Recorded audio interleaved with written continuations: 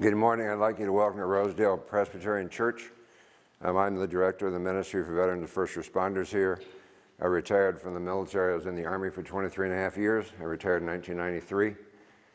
It took me 42 years to get help for PTSD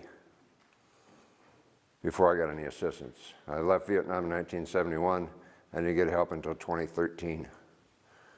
So I lived with this for a long time. I'm giving this because it's coming from my point of view and what goes on with me, as opposed to a clinician who kind of gathers a lot of their experiences from the military guys they're talking to. So we're going to talk about PTSD and what it means to everybody. Who can get PTSD? Anybody? Anybody can get PTSD. Some people have minor and major. So my event that caused my problem happened, I would say, right around December, Christmas time in 1970, when I went out on a mission. It went bad. And I made it back from that, but then every day I flew insertions and extractions of soldiers in and out of combat zone for a year, so it was emphasized every single day that I was there. When I came home, and I landed at the airport in California, I was spit on and said that I was a baby killer and a drug user. That didn't sit right coming home. When I retired, and when I was going to get out of the military in Fort Rucker, Alabama, I went down to Panama City, Florida, and they told me there that they didn't hire baby killers and drug users. So I left Florida, drove back to Fort Rucker, Alabama, to get me out of this country as fast as you possibly can. And 30 days later, I was in Thailand in support of Vietnam. It's like jumping from the frying pan into the fire. So we live at these things. What did it cost me personally? 3 families. I had a son that I hadn't seen him since he was 8 until I had a stroke in 2015. So been that separation from 2007, 2008 to 2015 before I ever saw him. Something like 22 years. So that I lost, and I lost 2 wives through it. And my 3rd wife died of cancer, but we had a very rough relationship the entire time. I had no feelings for anyone. I didn't get close to anybody. When you're in that environment, you don't make good friends because they might be gone the next day. So you're living day to day, and you never know whether you're going home. We have a calendar that you start, so I got 30 days left. I never did one, because that seemed to be the getter. You get to day 6 before you're supposed to leave and something happens. So I didn't keep track of that. I very lucky when I came home. It's a bad environment when you get out of the military, and then you come into a civilian location, and no one understands what you're going through except old guys like me and Mark. So I'm the co-founder of the Livonia Veterans Connection. And we meet the second Tuesday of every month at Benny's Pizza at Merriman and just talk about old times and get to know so that we have someone familiar to talk to. And anyone can come to that. Family members, neighbors, who wants to come in, just kind of talk and meet people. So it was a very rough life for me from 1971 to 2013. I went through all of my therapy. When I got out of the military, you had to go to VA within 6 months of separation and see if you got any qualifications. So I got out, I went down to VA in Allen Park, and the doctor said, "You're not entitled to a card, prescriptions, eyeglasses, nothing, have a great day, find a good doctor." 23 years after that, I got help in Ann Arbor at the VA hospital there from a friend of mine who was a vet who is the president of the Motorcycle Club of the American Legion at the post he belongs in, and he said, "Go see these people." When I got there, they said it'd probably be 2 to 6 months before you get in. It was 14 days before I had my first appointment, and then I finished my first appointment with my doctor, and she took me directly across to the psychiatric department, and I met with a PA of psychiatry, and they said, "Yeah, you got some problems," because I'd been denied all this. So then I was trying to figure out what to do and how to do that. So I went through what's known as prolonged exposure therapy. And that was determined because I wasn't a good candidate for group therapy. There were some rather bitter individuals in the room with me when they were trying to decide whether you're going to be a group person or an individual person, they said you're individual. Because I didn't like what they were saying, what they were doing. They're making it harder on themselves because they didn't appreciate anything going around. So I started prolonged exposure therapy, and it was the longest 6 months of my life. Anyone ever been to prolonged exposure therapy? You know what that is? You relive the moment that gave you your problem. Every day, once a week, you meet with your shrink, and you record your visit. And every day, for 7 days, you listen to what you said twice a day until the next meeting. Then you recorded that, and you listened to that, recorded that, and listened to that. I did things before I went to the therapy that I never set any place that I didn't see every entry to the restaurant and knew where every exit was. I could tell you who walked in the door that didn't fit. I didn't like shopping. I had to go, one of my therapies was go to Myers for 2.5 hours and do nothing. Said they're going to arrest me. Because my idea of going to Myers was I went to milk, I went to dairy department, got eggs, got milk left, I didn't do anything. I went to Gap to get my blue jeans. I knew the shelf they were on. I knew the size they were stacked. I got 2 pairs, I put on the counter, I left. I didn't do any shopping. I couldn't stand around people. I'm not good in group settings because you're always worried about what's going on. So I went through this therapy, and after my 6 or 7 months that I was there, they deemed me okay but never healed. You never get over PTSD. You live with it every day. You try to survive it when you can. My survivor part of it, my additional therapy that I go through every day is fitness. My wife will tell you I live on the clock by when I go to the gym, and I go 6 days a week, and that's my time. So I can, if I'm angry, I can take it out on the weights before I go home and beat the wife and kick the dog. So they seem to prefer it that way. So after I'd finally finished all of my therapy in mid-14, my wife at that time was diagnosed with gastric cancer. And they said, you have a 4% chance to live. And as we left the surgeon's office, he said, I suggest you go home and make sure all your affairs are set up. I went, pardon me? So I lived through that. She was diagnosed in January 15 and died in September 15. So I had just gotten better, and I went through the therapy and got worse. And during that time of my life, for the year 2015, 2012, I broke my back.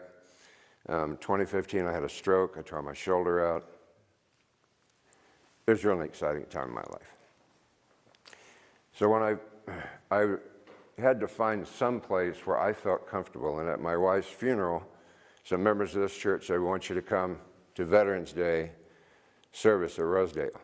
And I said, okay. I never left.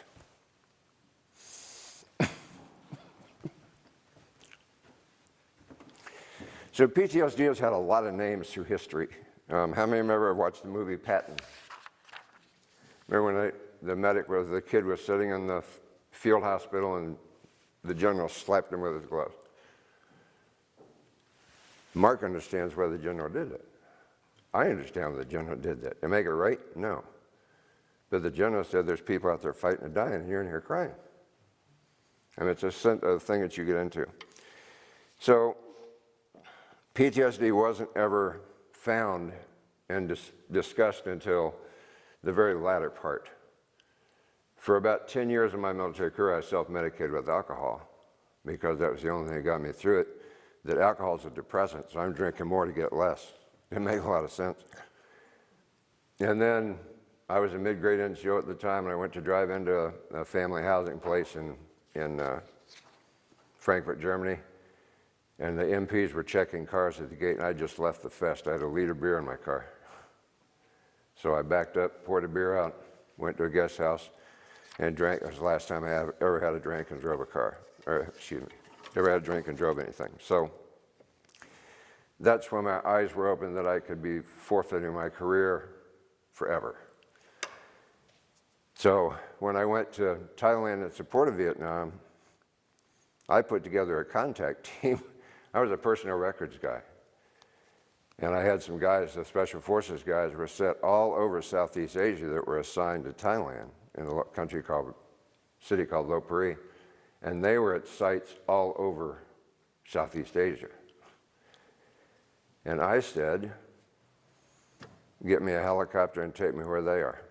So I went to the Special Forces branch in Lopburi, Thailand. I met with Sergeant Major there, and he says, what do you need? I said, I'm here to check your soldiers' records, make sure the promotions are on time and their stuff is right for their family notifications. So he said, next time you come, I got a weapon, a guide, a rucksack, and I went on top of a mountain site in places like, we'd never been before, Phnom Penh, Cambodia, and, never mind, we were there. And all over Vietnam at the time. And that's when we'd all left. So you were never asked about what feelings you had in the military, because showing PTSD or showing that was a weakness which would affect your leadership. It made me very cognizant about my soldiers' safeties, because I was put at risk by a lieutenant that thought he knew what he was doing, and he didn't. So I became very attuned to what my soldiers were doing, that they were going to be protected, and it was my fault, or my reason to take care of them. So if you look at a lot of different descriptions of PTSD, one is a severe anxiety disorder that can develop after exposure to any event that results in psychological trauma. What does that mean? You're going to get it, whether you want it or not. It's coming at you, and you got to be able to take it. There's a young man here at this church who's a retired Oak Park police officer. He's not only a police officer, but a paramedic and a fireman. Now, what did he go through in his years before he retired that we never knew about? I never talked about what happened to me with my friends and family, because I didn't want them to know what I'd gone through. And I think most of us do that. The police officers and the firefighters that are out here every day, they do remarkable things for pittance in what we pay them. And they live with what they do on a daily basis, and they do it day in and day out, just like a military guy does. You have no choice. Another description of PTSD is a set of symptoms that surface following a dangerous, frightening, or uncontrollable event, including sleep disturbance, flashbacks, anxiety, tiredness, and depression. When I got home, my parents were split up, and my dad was living in an apartment in Florissant, Missouri, and I was sleeping on the floor in the living room, and I said, when you wake me up, holler from the other room. And he didn't, and I slept with a K-bar, a knife, underneath my pillow. And he came in and shook me, and I had him stacking a swivel with my knife at his throat before I woke up and realized who it was. So, welcome home, Dad, right? Another definition is a condition recognized by the prevalence of one or more symptoms affecting people who have experienced several emotional traumas, such as combat, crime, or natural disaster. This is why it can affect anybody. You are never cured of PTSD. You will always have PTSD. You have to control what's happening through yourself. All the therapy I went through helped me with that, because now I can go to a restaurant and sit with my back to people, and that would have never happened before. I still don't shop, but that's just a personal preference. My wife doesn't shop now either, so we're a good match. And another definition is a person may demonstrate symptomatic behavior after seeing or experiencing a traumatizing event where grave injury or death is involved. I had gone out on a mission in the jungle on an aircraft that got shot down. I don't need to tell you what happened in between that. I don't remember to this day how I got from the jungle back to the base camp. I have no idea how I got back. All the therapy I went through, my therapist said, well, how did you get back to base? I said, I have no idea. I was there, but I don't know how I got there. So that's just kind of that complete brain fart, I guess, best thing to say. One of the first known cases of PTSD is recorded in the Bible in Genesis 4. Cain killed his brother Abel and tried to discount the severity of his crime. He explained the denial of his guilt by saying, am I my brother's keeper? As a result, he became restless and overwhelmed with fear. He wandered about aimlessly, and the symptoms described were no different than those that we experience today. So it's around everywhere. To prevent these things from happening, 3 areas of PTSD should be addressed: triggers, traits, and denial. I was at a fireworks display in St. Louis, Missouri, and they had a sky bomb went off, but broke like 50 feet above the ground. So all the fireballs were running. They pulled me out from underneath my car because that was the safest place there was.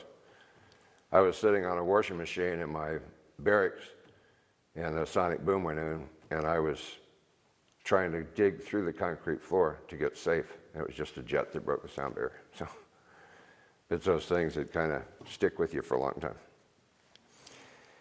time. Typical triggers include sensual elements like smells, sounds, sights, resulting feelings experienced at the time, the smell of diesel fuel or ethnic foods. That doesn't bother me so much, but I could almost tell you how far away a helicopter is from me when I hear it flapping in the air. I was a door gunner on a UH-1 helicopter for a year, and I flew in insertions and extractions every day, putting soldiers in and pulling soldiers out. So that sound is deafening to me. A lot of things we have are intrusive thoughts and flashbacks, imposed self-isolation, a feeling of emotional numbness, depression, unwarranted anger, substance abuse, guilt, or stress. How many of those did I already say I had? Several, right? Right down there. Feeling the denial, the inability to admit having any of the symptoms above, and unwilling to seek help. When I sought help at VA, they told me I didn't deserve care. It was 23 years after that I went and saw a different doctor at a different VA, and she said, yes, you do. And then I started getting help. So there's a couple of things I'm going to run through a quick checklist here. If any of these things ever happen to you, just raise your hand. Unable to remember a dream. Watch TV until late into the morning. Hands popped up there. Stay awake as long as possible. Wake up often during the night for no reason. I have a check system in my house before I go upstairs that every door in the house is secured. Screen doors, outside doors, just because I don't want to take that chance. Have nightmares or dreams of being shot at or pursued. There's several times when I wake up jerking in the middle of the night. My wife says I talk in my sleep. I know that's not true. She doesn't snore. Anyway. We talk about avoidance of feelings. I told you I had no relationship with any, even my kids. My kids never sat on my lap. I never hugged anybody. It was not completely out of reality for me to do anything like that until I got here in 2016 after my wife died. So you feel hollow inside. You're emotionally numb. You feel detached, emotionally dead. Nothing ever affected me. My wife said when we ever had a pet that died, I got to take him to the vet because, putting them down didn't bother me. So, I'm unable to feel love or compassion for others. Unable to experience either the sorrows or the joys of life. When you just kind of live in a void. Hard to explain. Even harder to live it. But I found friends here that got me into this church, and then just from coming here the first time, now I'm the director of the of the ministry for our vets and first responders. A relentless hopelessness. This one says numerous changes of address. I moved 21 times in 23 years in the military. That's bag and baggage, houses, chairs, TVs. I had some of the most beat up furniture you've ever seen in your life because I was moving about every year. 1 year before I retired, I moved 3 times.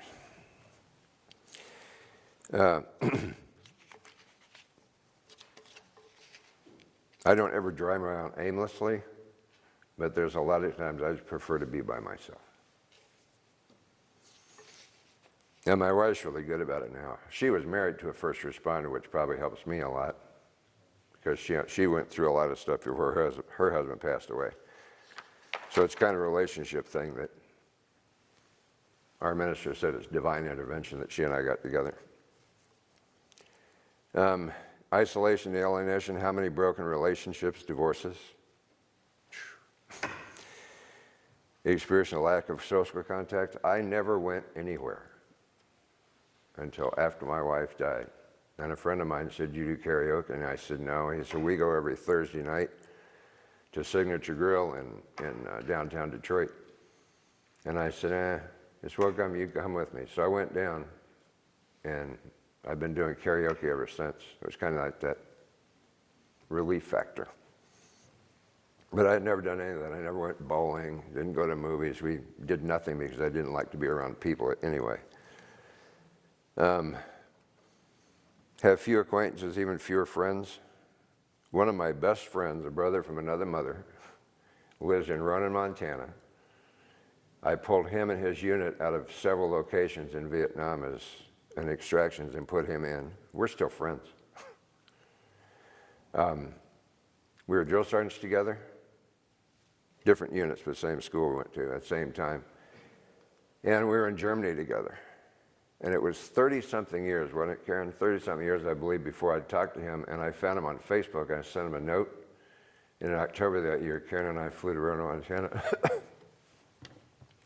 just to get with him. And it was like we'd never been separated.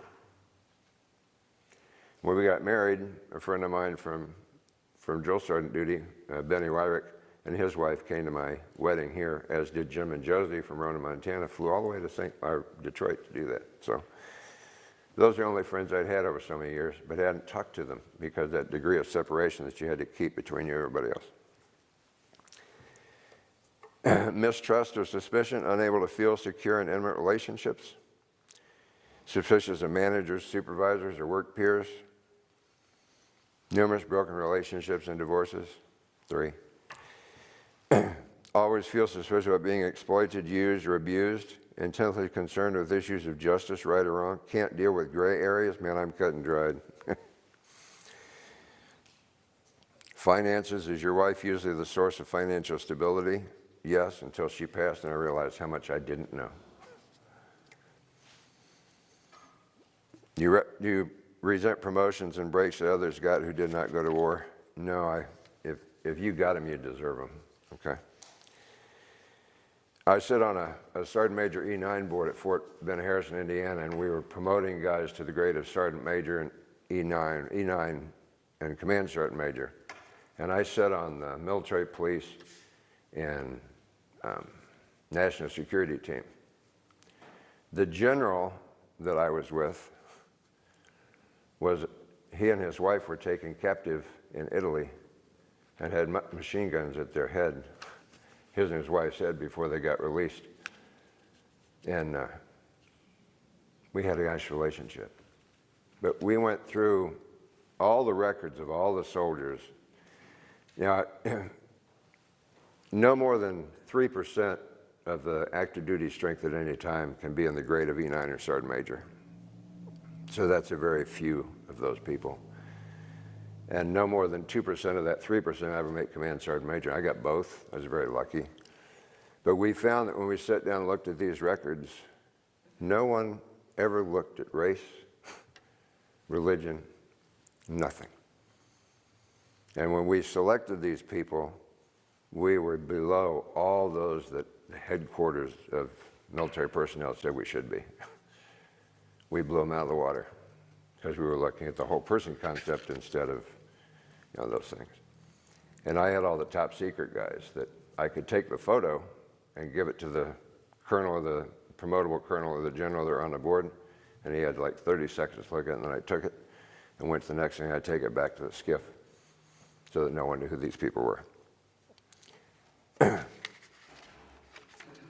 So anxiety reactions, one of the hosts says, hey, Steve, do you possess numerous weapons? Yes, I used to.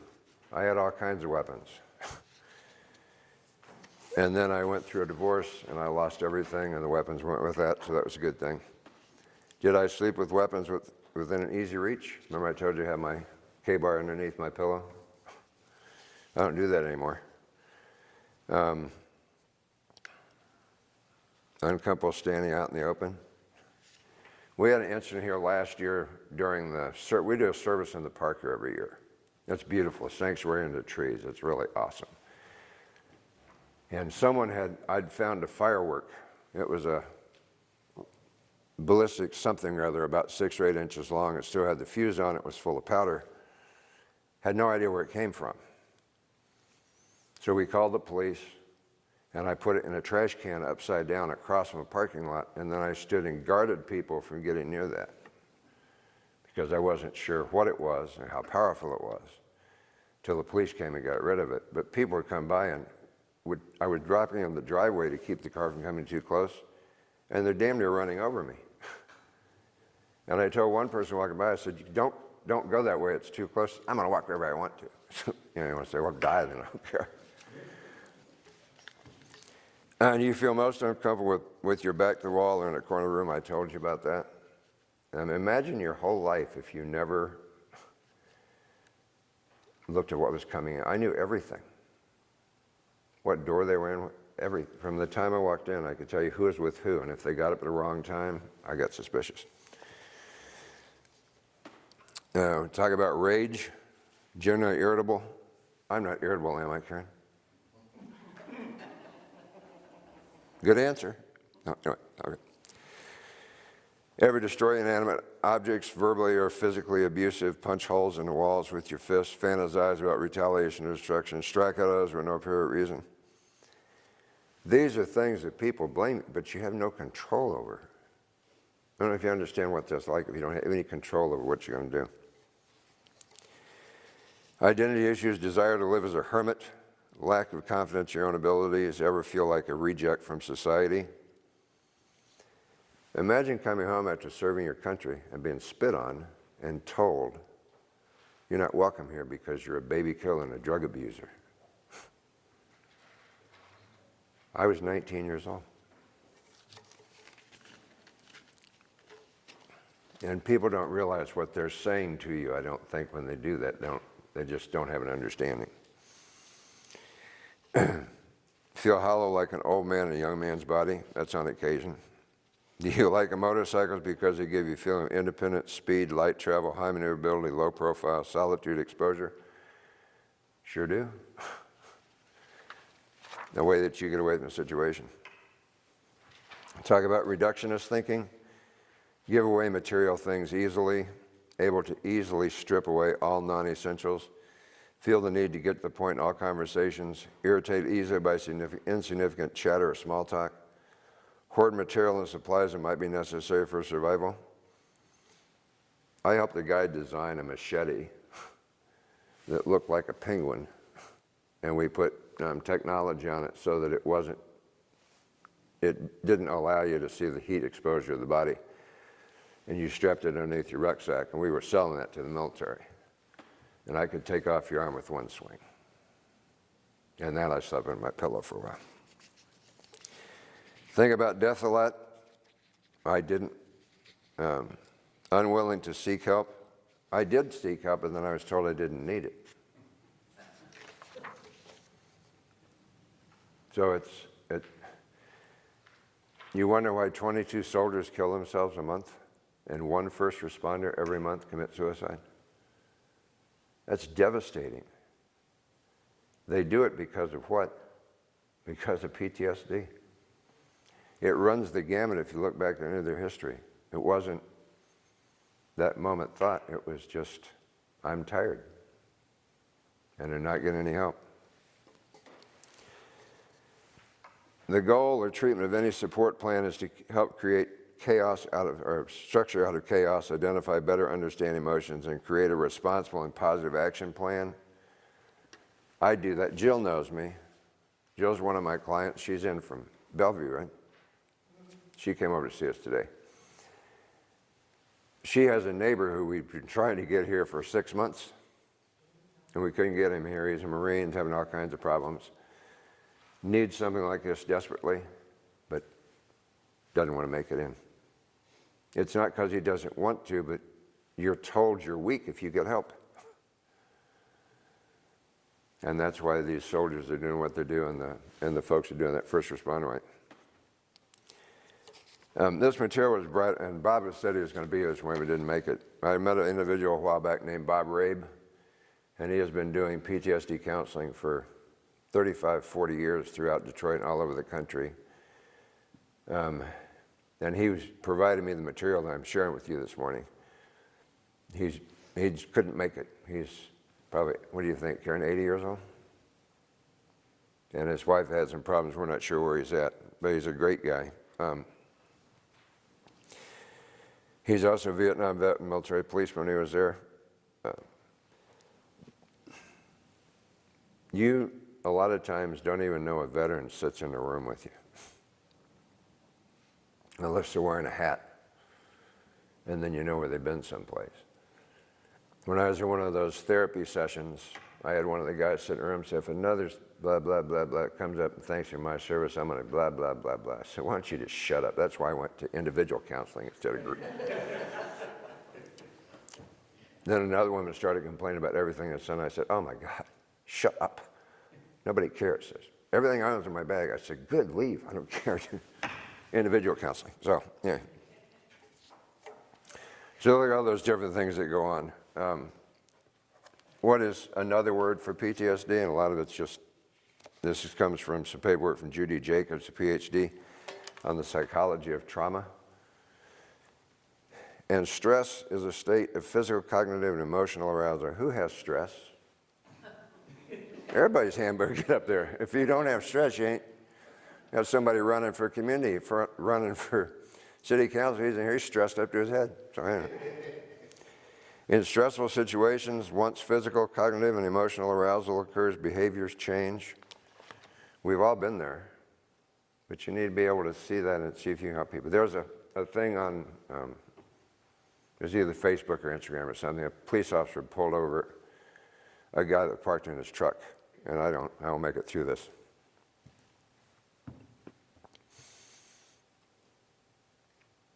But he was a soldier that was refused care, was trying to get help. Or he's going to kill himself. This cop took care of him. Say again. Somebody said something. Yeah, he was ex-military. Yeah, he helped the guy. The guy said, I can't afford an ambulance. We'll take care of it for you. If that cop hadn't stopped by that night, that kid would be dead. A fraction of a second time. There's different types of stress. There's general stress, cumulative stress, critical incident stress, post-traumatic stress. Do I have any of those?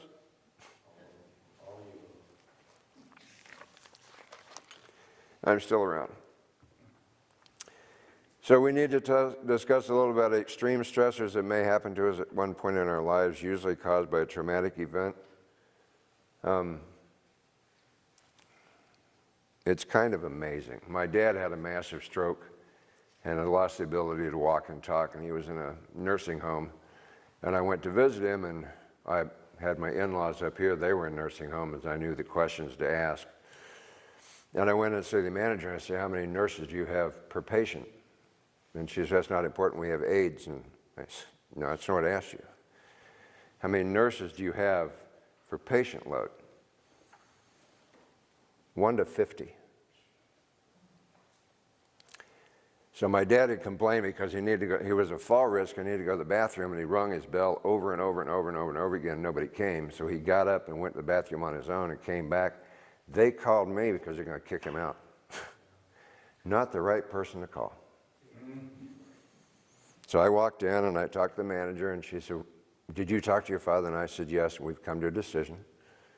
So if he needs to go to the bathroom, he's going to lay on a button as long as he can, and when they come in to help him, he's going to do all over him.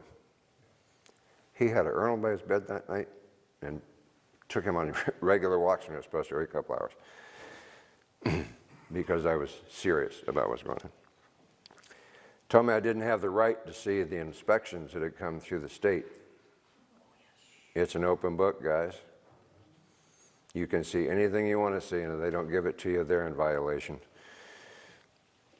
So, if we define trauma, it's a direct personal experience of an event that involves actual threatened death or serious injury or other threat to one's physical integrity, or witnessing or learning of an event that involves death, injury, or threat to the physical integrity of another person. If you see somebody in trouble, don't walk away. I don't tend to real well with the guys that are carrying a little thing, and I'm a military, and I'm hopeless, blah, blah, blah, blah, blah. There was a guy who used to do that in Westland, and I went over and talked to him one time. He was never in the service, but being a fair person, I bought him a large Starbucks coffee because most people homeless can't afford that kind of coffee. And I made sure he set that on the curb, and then I put a thing on Facebook that said, the gentleman sitting on the corner, blah, blah, blah, blah, blah, is not a vet. Do not give him any money. That's probably wrong of me, but it was right of me. So I don't regret doing what I did, because there's people out there that need help, aren't getting it at all, and he was begging because he just didn't want to do anything.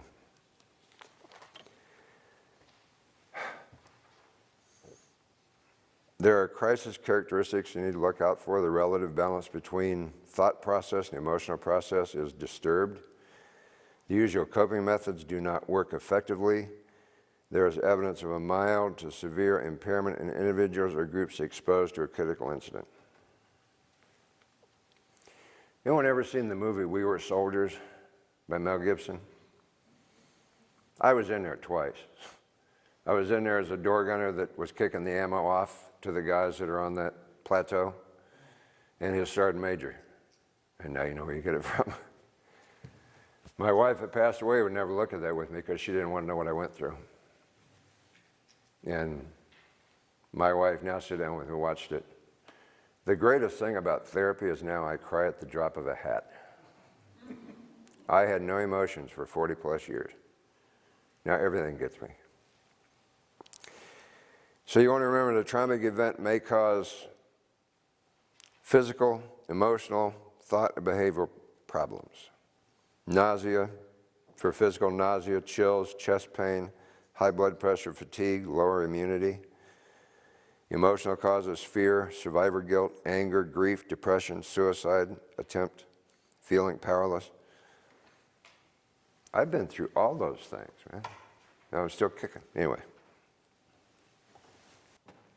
So we talk about all the different things that stressors happen and how to focus people. Remember that all reactions are normal.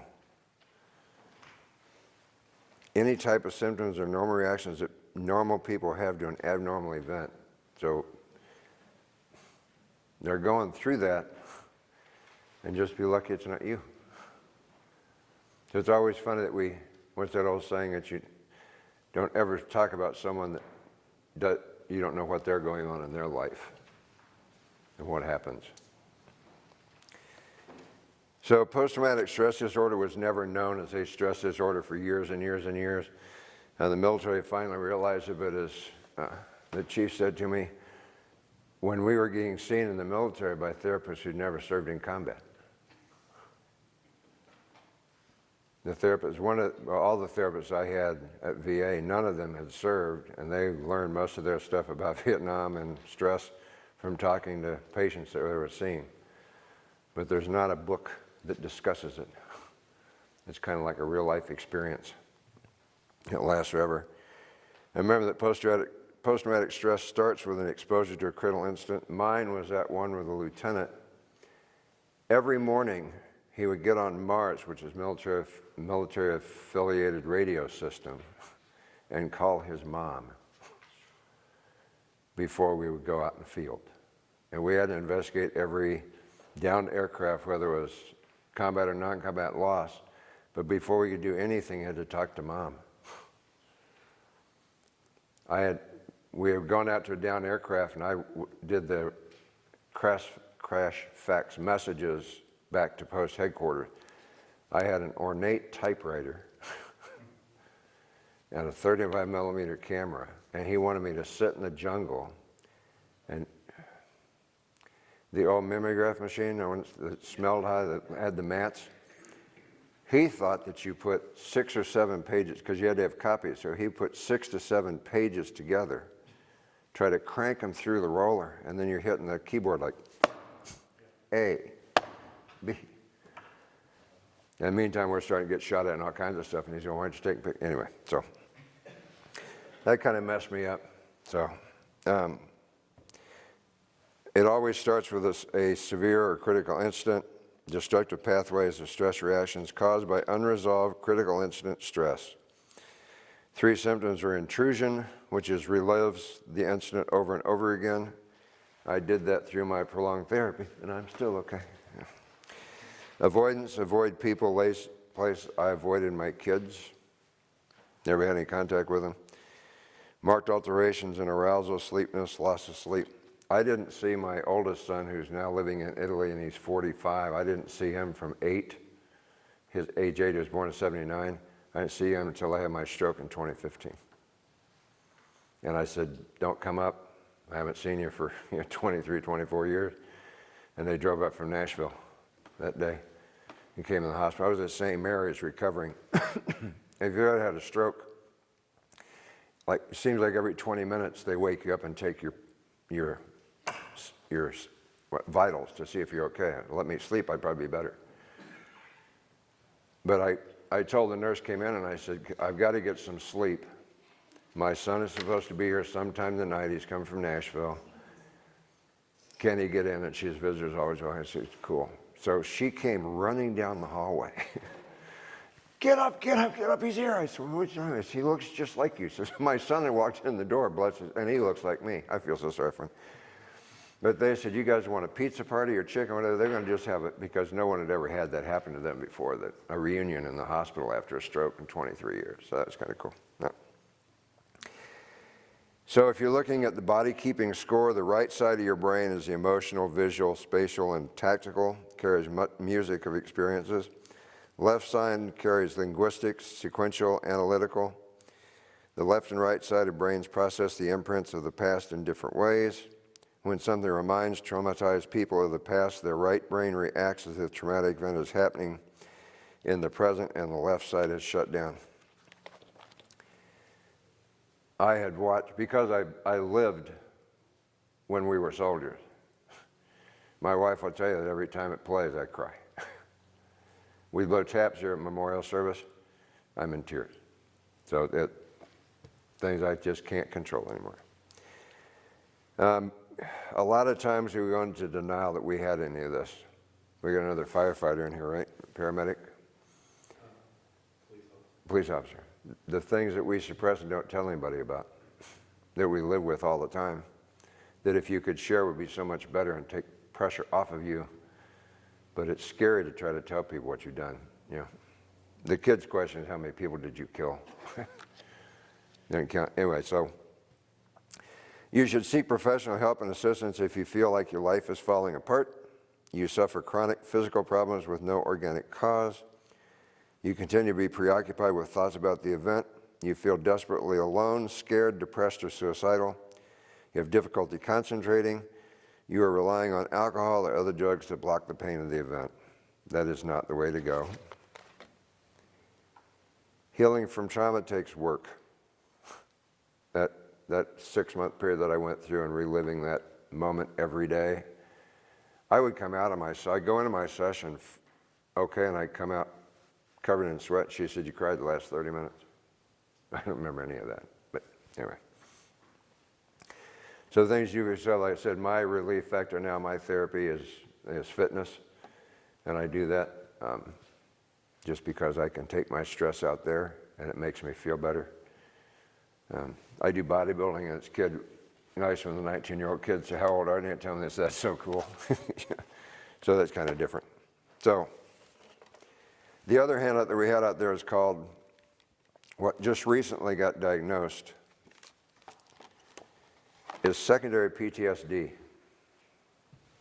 That's the PTSD that addresses your family and your kids and your friends and your community that don't understand what you went through. My kids today we're not really close. And it's probably because of what I went through coming back. But the secondary PTSD is how we as the fighters have been there and done it, what we do to the parents and loved ones that we're around because we don't tell you what happened. You can kind of figure, but a lot of times it's so brutal we don't want you to know what happened. So you're going to carry that with you. Every critical incident has similarities and everyone is different. Every law enforcement officer's reaction to individual to them as well. You have some officers that never pull their weapon, they never do anything their entire career, and you have others that seem to just be at the drop of a hat, you're in the right place at the wrong time. But we train for that. We live that every day in hopes we never have to do that. So, now what can a family do to possibly help the officer's family make sure that nothing, if medication is needed, but sometimes medication, even intervention. I was on antidepressants for years and years and years, and I found out that my civilian doctor, remember VA wouldn't take care of me. I was retired and entitled to everything, I got nothing. I went and saw a civilian doctor and he put me on Wellbutrin, and when they finally took me off of it, he gave me the Wellbutrin for a man that weighed about 110 pounds. And my psychiatrist said, "How did you ever make it?" So they bumped me back up to the level I was supposed to be on.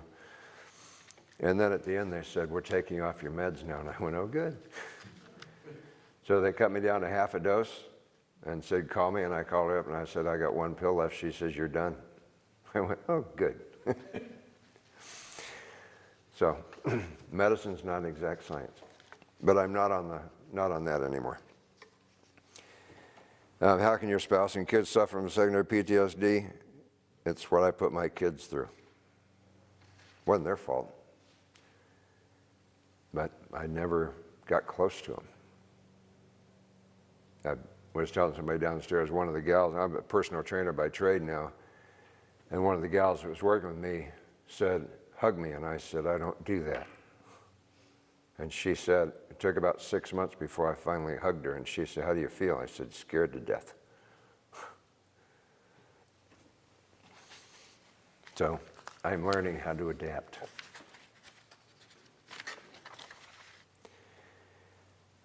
Much discussion about this concept has come from families of veterans who return home. We need to include them in more stuff. That's why that group that we have, the Livonia Veterans Connection, want family and friends to come and meet the guys and talk to them and see what it goes through, because they've all been through what you're living through now. And it's nice that they see somebody else that's been there, seen it, done it. Secondary PTSD results from having knowledge of a critical incident experienced by another individual or stress. Secondary PTSD is nearly identical, except the exposure to the critical incident is indirect. Karen's ex-husband was an EMS guy in Detroit for how many years ago? 30 years.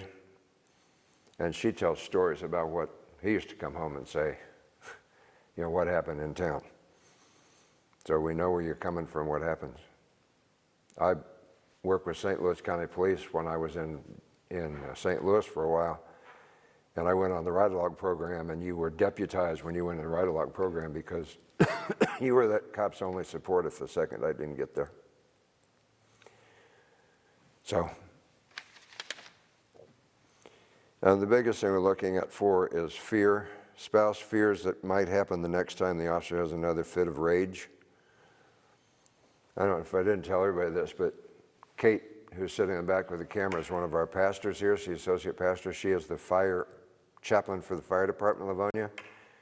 And Kelly, who is our pastoral head, is the chaplain for Livonia, or the police department. So we got all the avenues covered in this church. So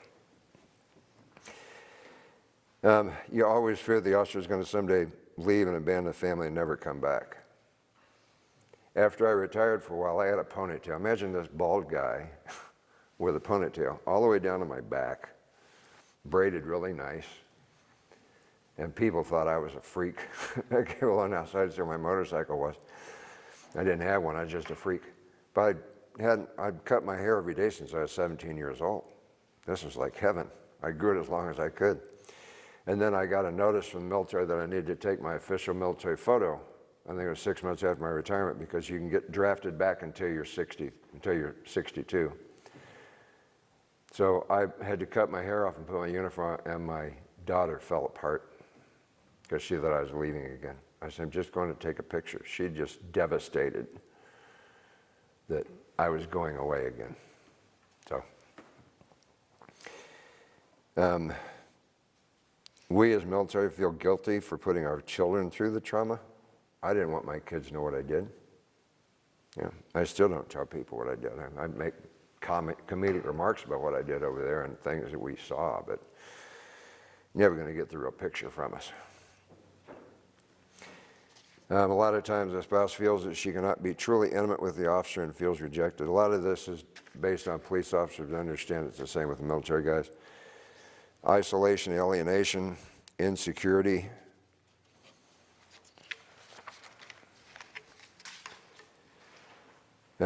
My military career started with, I didn't think I was going to come home from Vietnam. I mean, I had that just deep feeling in me that I wasn't destined to come home. And I went by, my parents were separate, I went by to see my little sister. And my mother started crying and upset. She said, "I'm so sorry. You have to go to war." And I said, "Just a thing." She said, "You want me to sell all your clothes for you?" And I said, "Why?" She said, "If you don't come home, don't you want me to have the money for your clothes?" And I said, "No," last time I talked to her. And that was how my family did. And then my mother blamed my dad for signing my papers because I went in at 17, and she had signed me in the military. So family had a long, my dad was in the Navy for several years. He was discharged with rheumatic fever, medically discharged after World War II. I went to churches. When I retired, I lived in Northville, and I went to churches and was refused membership in churches because of my military. I was told in the church that I served with a lot right down the street from me that I should never tell anyone what I did because I wasn't really worthy. I didn't tithe enough in the church. They had a kids program there, and I cooked every Tuesday afternoon from like 2 o'clock until dinner was served at 6. We fed 400 people, family and kids. And I said, I tithe through service, and they said, "It's not good enough." So, and I had a guy that was in the military before. He was a captain. His last name was Hurd. His first name was Tom, and he said, "I served. Shh, don't tell anybody." I said, "What do you mean?" He said, "I was a captain in Vietnam." I said, "Oh, okay. Don't tell anybody." So from that day on, every time I saw him across the sanctuary, I'd say, "Hey, Captain Hurd, how you doing today?" Again, I work good in individual therapy, not group. So, and open this up to any questions or comments that you have. Can I answer anything for you? I've covered a lot of poop in this session, so anything I can answer for you further or explain anything to you? Yes, sir. Yep. I'm glad I attended this because it makes a lot of sense now because my father didn't talk. Yep. After the war, he was in combat for 3 years in World War II, and he didn't open up about it until I really pressed him on it. And it was, but we later found out that he saw a psychiatrist at Harvard Hospital for 3 years after the war. And he said his father insisted on that. So it's pretty progressive. Yeah, yeah. So, and even months before he died, he told me things that he told me he would never reveal. But he said he wanted to get it off his chest. And things so horrific, I won't even repeat it.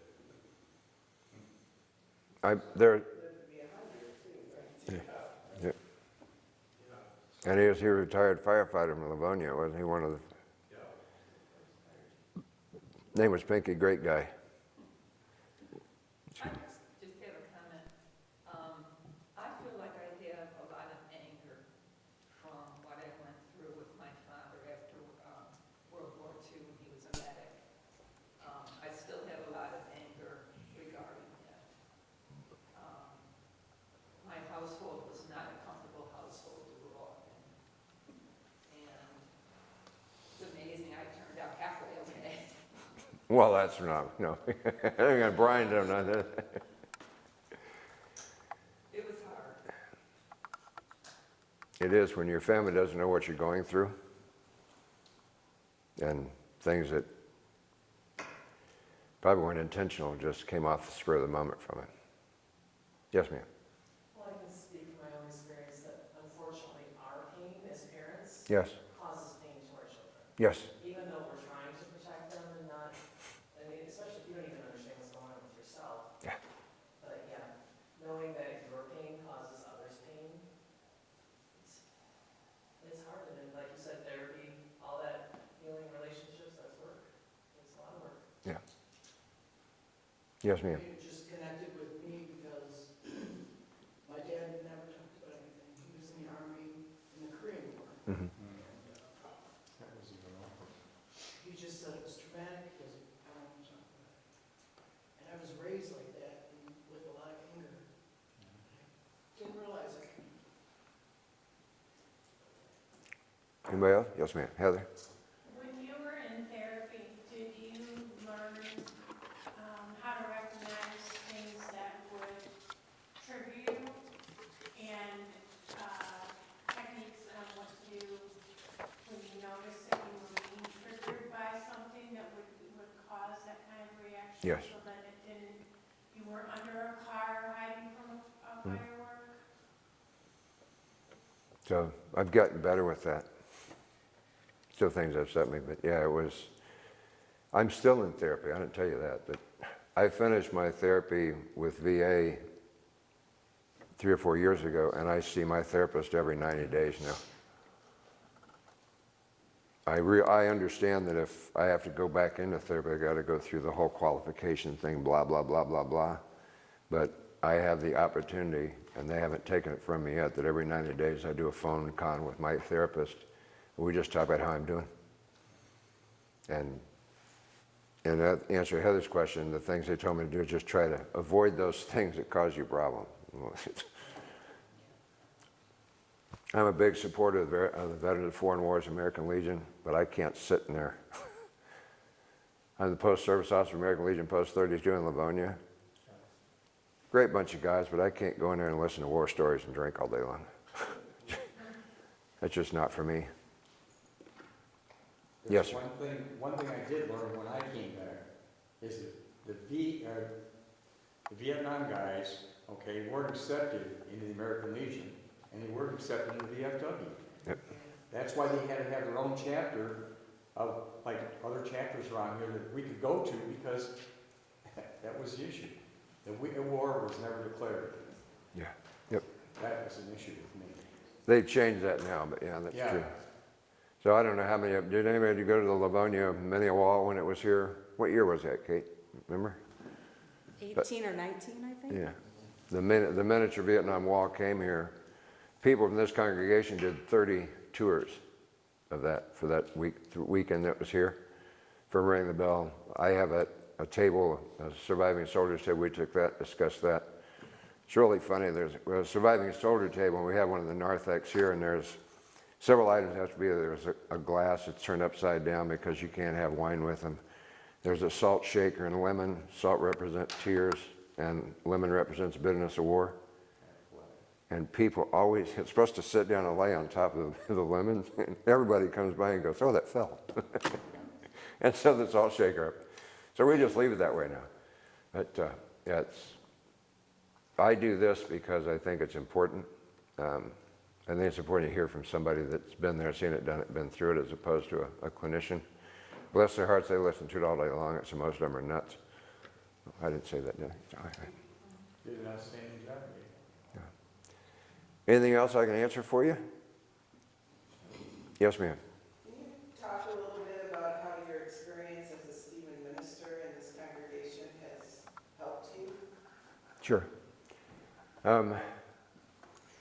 I told you I went through all of my stuff when my wife died November of 15, or September of 15, and I came to this church that next Veterans Day service. See you Tuesday, Mark. And there's I never left this church because of the Memorial Day service that's coming up and the Veterans Day service, and that's when I took the ministry. But I had a Stephen's minister that helped me get through the grief of losing my wife. And I was with him for maybe a year, a little bit more. And he was a great sounding board. So me being a fellow that never serves anybody, I said, well, I got to pay it forward. I became a Stephen's minister to help other people that were having the problems through death and separation and anxiety and the stress that we go through. And as far as I know, I'm the only local veteran that's in the Stephen's ministry. So, yeah. That answer the question for you? Thank you. It means a lot. So, Stephen's ministers are laymen to the pastoral staff, and that we take some of the lighter cases. I guess I want to call them lighter cases. Everyone's a serious case, but some that need more pastoral care, they come to us and we just give them a good Christian-based therapy to talk about and see how they're doing. How does it work? Lorraine will tell you, my second Stephen's minister, my care receiver, I got a call from a friend in Arizona that knew him. She said he's going to kill himself. And I got him on the phone. This is a girl in Arizona, calls to Michigan to get a hold of me to see if I could go over, because she knew I was a vet. She knew I was a Stephen minister, see if I could go help him. And we talked to him. He knew when he was going to kill himself, how he was going to do it, where he was going to do it. He had the rope in his garage and he was going to hang himself. And I talked to him on the phone hourly, almost, it seemed like. The first time he called and said, I'm killing myself today. And I didn't know what to do. So I called the pastor and said, because I wasn't sure what my boundaries were as a Stephen minister. I said, can I call the police for health and welfare check? And they said, absolutely. It's the only one that's happened to, so it's rare. But I called the police in Warren, and they took 3 officers to find him. He was wandering in the park. The officers sat with him for 3 hours and then took him down to the hospital for care. And that happened 3 more times that I called for health and welfare. He turned himself in. Now, the surprising thing, I kept in contact. We've severed our Stephen's ministry relationship, but I kept in contact with him weekly and monthly. I send, friendly parables, and he had a lot of anxiety, and I said anything I can just to help and lighten his day. He always answers back almost maybe with a heart saying thank you.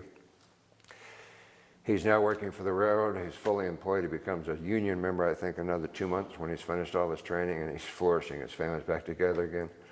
That's like warm, cozy right there. So that's Stephen's ministry did a great part. So I became a Stephen's minister, pay it forward with what they did for me after my loss. Any other questions, comments? I appreciate you all taking the time out of the day to come into this. I've got cards out on the table out there, the invitation Memorial Day services out there. If you haven't been, come, I'll hook you forever. I got a bugler stands up in the loft and blows taps. That get you every time. The first responders and military run the service. The pastors do the sermon portion of it, and we do all the speaking and liturgical part. But it's an absolute wonderful service that we honor those men and women that serve in the police and fire. And we do that on Veterans Day and Memorial Day, that Sunday preceding. Every year, if you haven't been, you got to come. It'll hook you, just like that big bass. You throw it out and boom, come in. So I want to thank you all for taking time out coming. I thank you for the donation. All the donations you provided today are going to take care of that room downstairs where we took our break. Any questions? I'll let you go. Thank you very much for coming in.